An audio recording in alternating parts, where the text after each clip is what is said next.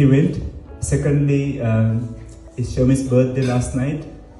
Yeah, and then thirdly, I just want to do a soft launch for my lifelong passion of being a lifestyle coach, which is a free service.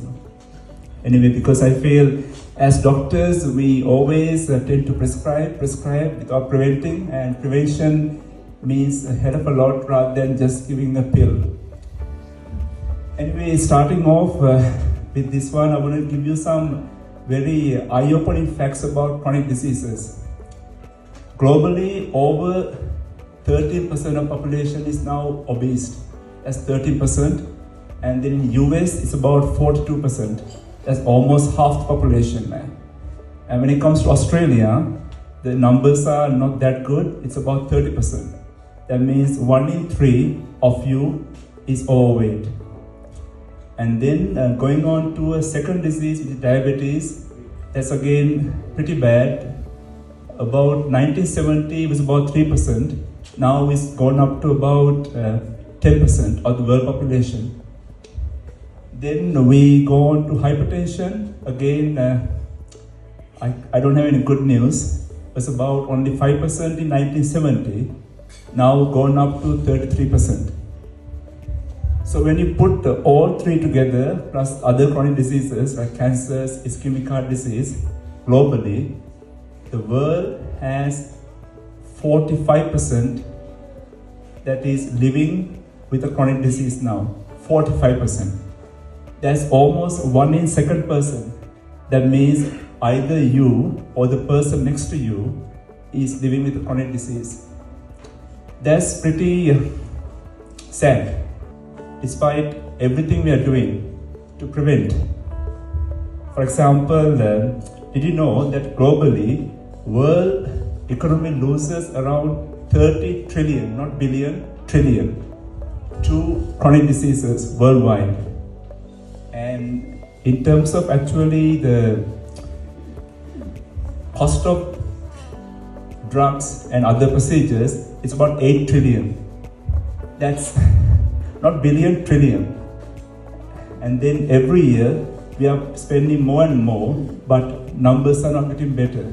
So there's something going wrong somewhere. I could go on about these numbers, but I don't wanna because I can see Chalmar is getting a bit grumpy there, Janaka is getting a bit grumpy there, for the ADHD guys.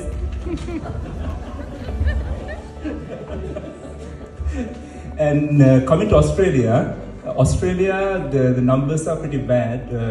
We always say about the cost of chronic diseases, but in Australia, we lose about 35 billion to either direct or an indirect cost of chronic diseases. But we only spend around 30 million to prevent. So can you imagine we lose about 40 billion and we spend only about 30 million, which is peanuts, to prevent. The simple matter of fact is prevention is bad for business. Doctors like me would go out of business, big pharmas, big food industries. Nobody wants you to be healthy. Nobody. That's the reality of life. Everybody wants you to be unhealthy. Because the middle class here today, all of us, upper middle or lower middle, are the engine of the world. We are the ones who drive big pharma. If we are totally healthy today, all these big companies will go bankrupt, but that's life. Anyway, and now if you look at that numbers, which is 45%, then if you look at a person next to you, that will be your daughter, your loved ones, that person can get a chronic disease right now or would in the next few years. But do we care? That's the big question. The sad truth is we don't care because we are programmed to eat more now, drink more, everything in excess, have fun, because the world doesn't want us to realize what's happening to us. We are going through a daydream of waking up in the morning, switching our TVs on, social media, eat more, drink more, and just like a herd going through without stopping to think what's happening to you. what will happen to your future generation. So I wanted to understand in this scenario, we got only two options. It's very simple. Option number one is either we don't change, we just keep eating, keep drinking, no exercise, and then we are that one in the second person. It will happen to me or you. That's very simple. Or you do what you call moderation. Eat less, sleep more, eat a healthy lifestyle, and avoid. That's a very simple way of putting things, But now let's talk about why it is so simple. Why is it not happening? If it's so simple, why is it not happening? The reason for it's not happening is simply our way of being programmed. Let's say we go to school, pass our O-levels, A-levels, and then you start our life. The very first point of our life is our adulthood. When you get our first job, first mortgage, first car, then we jump on that bandwagon. Bandwagon, which is what I call middle class tunnel. And that tunnel is bloody long, about 30 years. Depending on your mortgage, kids' ages, etc., it could be very long tunnel, about 25 years or 30 years. Now you can get into this tunnel with two ways. One is you can think, all right, I'm going to look after my health and then be mindful. Or you can go into the tunnel thinking, I'm going to eat whatever I want, drink whatever I want, without. So you are going to get out of that tunnel in two ways. One would be, if you are very mindful about your eating habits, you can come out of that long, windy tunnel as a healthy 65-year-old who's still vital, can dance, do bike riding, have sex, whatever, Or you can come out of that same tunnel at 65 as a crippled old person. Now that choice is yours, nobody else's. Nobody is forcing you. I mean, even though the drugs are food's available, nobody's asking you to do that. But what's happening is, imagine it's a simple choice. Either you could go on that tunnel with a small backpack. I say when a backpack is about our liabilities. Let's say you get a mortgage, house, car, So if you have a smaller mortgage, that will be a light backpack. So then you're traveling for 30 years with a light load. Or you can have a bigger mortgage and stressors, and then you're carrying through a bigger backpack bag. So thereby, imagine walking 30 years with a bigger backpack, you're gonna get tired. That's your chronic diseases, hypertension, diabetes, obesity. Yes, so now let's go into situation of option side. Option is basically, so you are thinking option number one is there, go into the tunnel, be mindful about your health, and come out of the tunnel as a healthy person. So what do you think I chose? With all my wisdom. Let's say 10 years ago, I talk here as a person of wisdom, but did I make the right choice? No, bloody not. So I have in a way no right to advise you because 10 years ago, I didn't make the right choice. I think even though I'm advising you as a hypocrite here, I got into that tunnel without a single care about my physical health. All I cared about was my financial health. Get a bigger car, bigger mortgage, and get into more stress, more debt. After a while of this situation, things start to happen to you. I mean, it happened to me. So that's why I'm saying to you, don't get into that trap. The trap is after about 3-4 years, I became extremely overweight. I've never done a single walk in my life. Compared to some of the guys here, no exercise, no sports. So at about age of 39, I was pretty unfit. I was overweight with a big belly.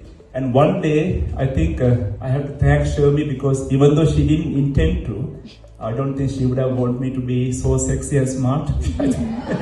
She would have preferred me to be getting ugly and ugly every day. So thereby she knew I could never leave her.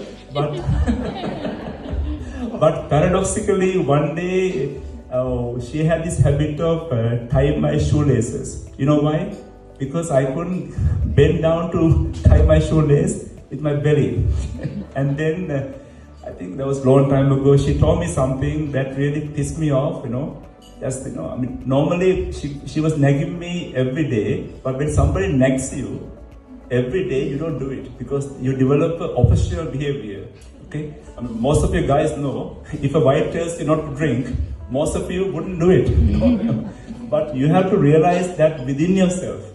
That day, suddenly some, divine inspiration. Compared to Julie, I don't believe in God, and we always have this argument, but I don't know Julie. Anyway. So I had that sudden inspiration, let's prove her wrong.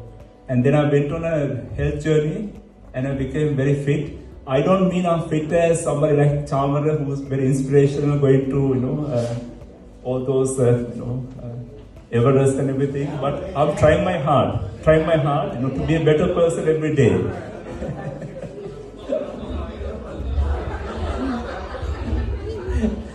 And then, now then problem is that after a while I developed physical fitness, which is physical health. But then if you understand a simple thing, what I'm trying to say here is health is not only physical health. My kind of, the reason I made my channel as Millionaire Health Habits is I don't want to be a millionaire in only finances. True wealth has 5 components. 5. The one that we all talk about is financial health.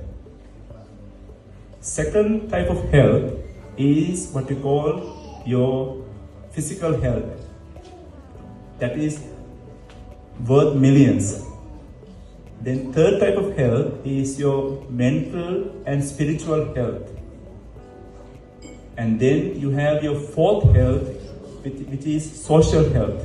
To have friendships, connections, And then you have your last health, which is time health. No point in being a millionaire if you're so busy, you cannot sit still, have a nice cup of tea, talk to your parents, go for a nice holiday, or not do anything. There are certain people who are so rich, but they are time poor. I don't want to be like that. I know when I talk about these things, you must be thinking, I must have everything. No, I don't. I don't have mental or spiritual health. I will aspire to be there, even though I'm saying it, because it's a journey for me also. One day I want to be like that. And then, so I talk about physical wealth. The second thing is time wealth. And for that also, there's a simple solution, because most people don't realize that your time is quite finite, very finite on this world. So when it comes to time wealth, your time is very finite. Let's say you are live for 100 years, that's only 1,200 months. That's all, give or take. And then, but most people don't live for 100, that's 80, And out of that, last 20 years, you're going to live with a chronic disease. That's another 20 years gone. So if you are all of us here about 50 years, you have another 20 years left of good time wealth. So make use of it. Don't waste it. Because once you waste that, that's gone. To give you a simple analogy for that one, for example, now I advise you about time wealth, but I didn't really make use of my time wealth. To give example, long time ago, 10 years ago, I bought a very expensive BMW. Obviously, most people here would have more expensive cars, but that's not the point. For me, it was expensive. And after I bought it, my wife didn't talk to me for 2 days. She told me it was too expensive, which is my argument for her was I could work 2 days a month to cover the cost of it. But then if you work 2 days per month for 12 months, that's 24 days, and for 10 years, that's about 240. 240 days is almost 1 year of your life. Is it worthwhile sacrificing 1 year of a life for a car? After about 2 months, I want to buy another one. So that's the time wealth that we're talking about. You are squandering time wealth. Every time you make a choice, you have to look at the consequences. Are you going to do this to lose 1 year or not? I mean, obviously, if you can afford to buy it and not squander your time, by all means, buy it. I'm never saying if somebody is rich enough to buy an expensive car, buy it. That's not different topic, but it's about the time factor. So that's the third type of wealth. Second type of wealth, which is time wealth. And then, because understand time wealth, because when that time is gone, that's gone. That sometimes you talk to your kids, you put them to bed, bedtime story, but then a couple of months later, that time's gone. That child would not ask for a bedtime story. But when that time is gone, that moment doesn't come with a symbol saying, this is the last time my son would sit with me for a bedtime story. This is the last time I'm going to talk to my father and say I love you. That moment doesn't come with a stamp. It doesn't. The moment you'll only know later on, oh my gosh, that's the last time my daughter slept with me. Then it's gone. So don't ever squander your time, because time is the most precious thing that you can never ever recover. Never. And then lastly, without, can I go on or let's stop now? Guys, last one. Can I go on? Yeah. So now here I was about 5 years ago, 2020. I was aware of time wealth. I was aware of physical health, and I was fit enough. I tried to appreciate my time more. Thereby, I didn't buy any more expensive stuff, thinking my time is not more worth than buying that product, even though I buy other things. Now, during that 2020, what happened was, despite me having true wealth, I started to again be very bored with my life, because that was the time of the lockdown. Lockdown was the time we all gone through. You come home, nothing to do, everything is just boring, But I shouldn't have complained, because at that time I was doing good with the stock market, everything was going okay for me comparatively. But despite that, I had this nagging feeling that I wanted more action, more whoop in my life. And I started to complain, saying life was boring. Universe has a very funny way of really